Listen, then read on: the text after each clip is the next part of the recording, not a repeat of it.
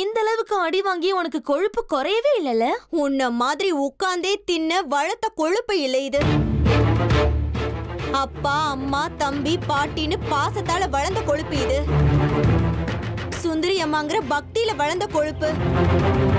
உன்ன மாதிரி சின்ன சின்ன அடிக்கல கரையிற கொழுப்பு இல்ல. உன் கொழுப்பை எப்படி கரைக்கணும்னு எனக்கு தெரியும் மல்லி.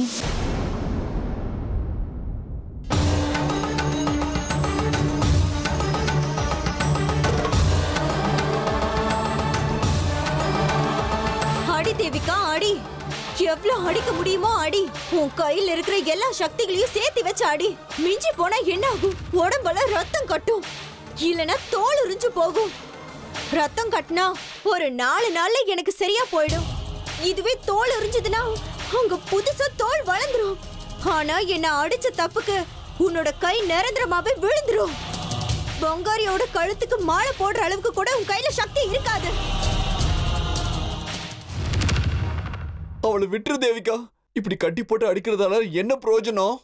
உனக்கு நான் தானே வேணும், நான் தான் கிடைச்சிட்டேன்ல. ஒரு காலத்துல நான் மல்லிக்கு வாக்கு கொடுத்தது உண்மைதான்.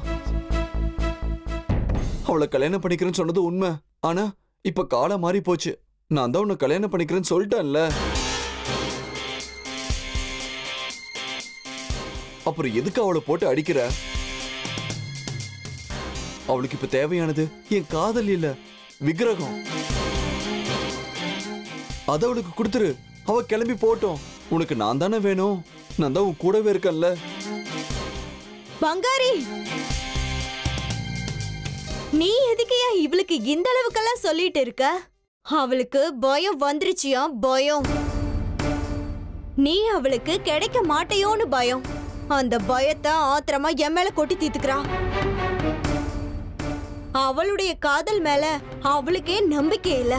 மல்லி, பங்காரி எனக்கு சொந்தமாகணும்னு விதியில எழுதியிருக்க. அந்த விதியை மாத்துறதுக்கு யாராலையும் முடியாது. எனக்கு ஏன் மேல நம்பிக்கை இருக்கு. பயம் இருக்கிறது உனக்கு தான், எனக்கு இல்ல. உன் மேல நம்பிக்கை இருந்திருந்தா சுந்தரி அம்மாவை என் கையில கொடுத்துட்டு நீ விஷயத்த முடிச்சிருப்பியே. இப்படி என்ன கட்டி போட்டு அடிச்சுட்டெல்லாம் இருக்க மாட்ட. எப்படியோ பங்காரிய விலைக்கு வாங்கிட்ட. பங்காரி உனக்கு தான்.